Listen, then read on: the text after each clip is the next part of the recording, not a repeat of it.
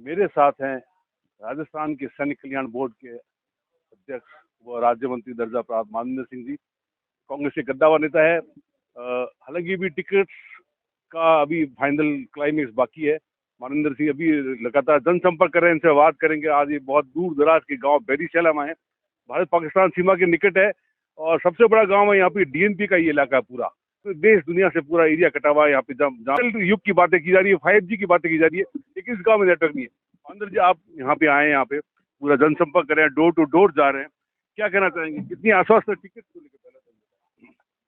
तो आश्वस्त तो कोई नहीं हो सकता, लेकिन मुझे उम्मीद है, क्योंकि जिस प्रकार सर्वे हुआ है और जिस प्रकार मुझे कहा गया चुनाव लड़ने के लिए, तो मुझे उम्मीद है कि सही निर्णय होगा। तो उसी उम्मीद को लेकर मैं यहाँ संपर्क में हूँ। पूरा पूरा क्षेत्र का संपर्क अभियान चालू है और लगभग 80% पंचायतें हो गई है और शेष 2-3 दिन में पूरी हो जाएंगी। कितनी आश्वस्त है पूरा इसको? मुझे उम्मीद अच्छी है, विश्वास है मुझे, हाईकमान पर विश्वास है कि हाईकमान सही निर्णय लेगा और अपने विवेक से जो सर्वे अनुसार जो रिपोर्ट है उसके अनुसार लेगा। राजस्थान की जो राजनीति है उसके बारे में बात करने को, भाजपा में और कांग्रेस में कई प्रकार के लोगों की टिकट कटने की बातें आ रही है, कई प्रकार की जो उठापटक चल रही है। देखिए, राजनीतिक दल को चुनाव जीतना है तो वो अपने विवेक से जिसको उनको लगता है कि जिता हुआ उम्मीदवार है उसी को टिकट देंगे। अपने समीकरण के हिसाब से देखते हैं उनके पास जिता हुआ कौन है उस क्षेत्र के लिए, उसके अनुसार वो टिकट देते हैं।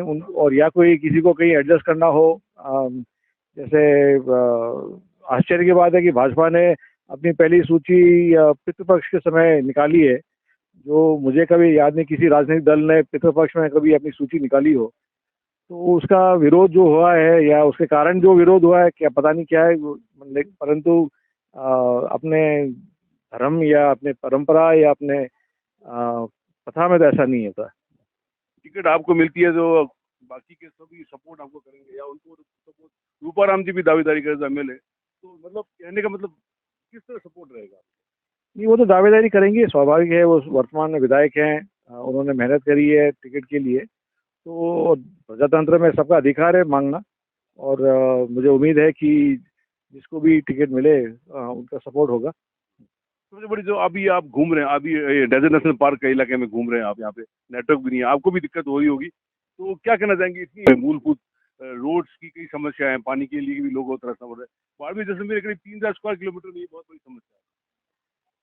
डेजर्ट नेशनल पार्क बनाया गया था लगभग सन 80-81 में, जो जब परिस्थितियां कुछ और थी, और आज 2023 में परिस्थितियां क्या है और वर्तमान में भौगोलिक सच्चाई क्या है, अपने जो राजकीय पक्षी है गोडाउन को लेकर, और गोडाउन का सबसे सुरक्षित क्षेत्र क्या है, उसी आधार पर डीएनपी बनना चाहिए। डीएनपी बनना जरूरी है। कुछ डीएनपी का जो मुद्दे हैं, मैंने जो डीएमपी के नियम है वो बिल्कुल सही है।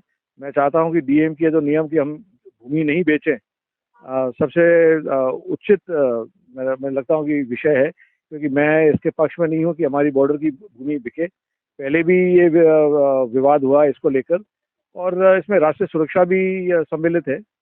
परंतु आम जन को पशुओं के लिए जल सुविधा, सड़क सुविधा, स्कूल सुविधा, संवाद सुविधा, ये सब तो मिलना चाहिए। और वैज्ञानिक दृष्टि से देखें तो उससे गोडाउन पर क्या प्रभाव पड़ता है, किस क्षेत्र में प्रभाव पड़ता है, उसी आधार पर निर्णय लिया जाना चाहिए, ना कि एक क्षेत्रफल को आप आरक्षित करके वैसे ही छोड़ दें। लेकिन समस्या लोगों की जो खास नेटवर्क की है।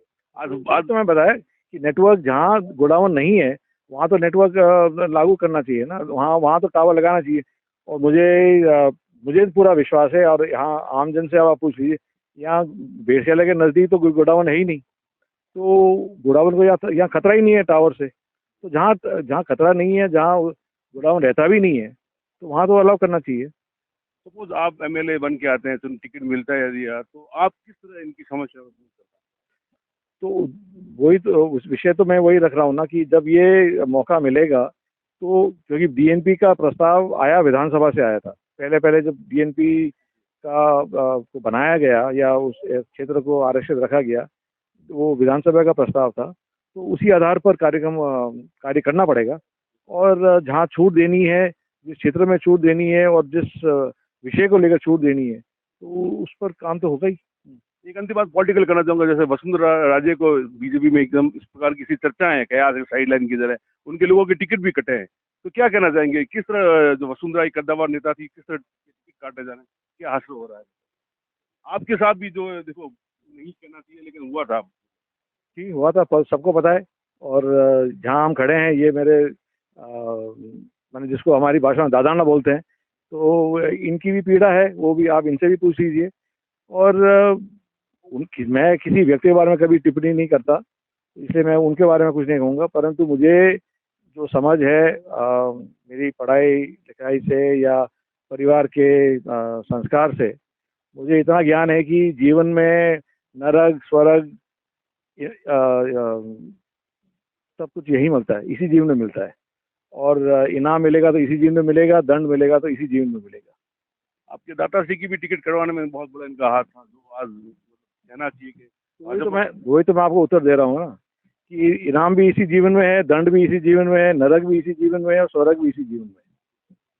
जो हश्र हुआ, जो मतलब खुद उनको फेस करना पड़ेगा, कहने का मतलब ये। आप मेरे से ज्यादा पढ़े लिखे हैं, आपको पता है क्या बोल रहा हूँ मैं।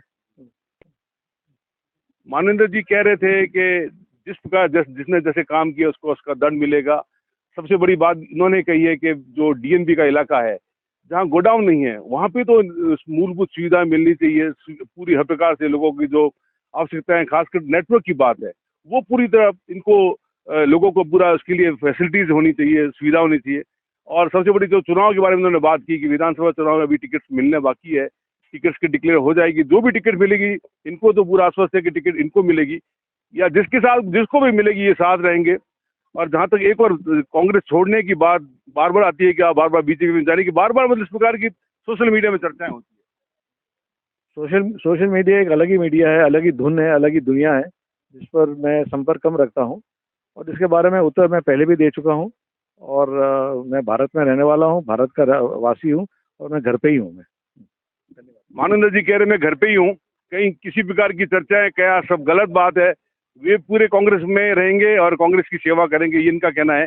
और जो भी टिकट जिसको भी मिलेगा वे उसके साथ रहकर, चाहे इनको मिल रहा है तो ये चुनाव पूरी तरह लड़ेंगे, और चाहे जिसको भी टिकट मिलेगा कांग्रेस की तरफ से वो उसका सपोर्ट करेंगे। तो कहने का मतलब ये है कि मानवेंद्र सिंह जी है वो डोर टू डोर पूरा संपर्क कर रहे हैं, अभी से तैयारी कर रहे हैं। इनको ऊपर से ऐसी हरी झंडी मिली है, इनका कहना है। विमल भाटिया, जैसलमेर, राजस्थान तक के लिए।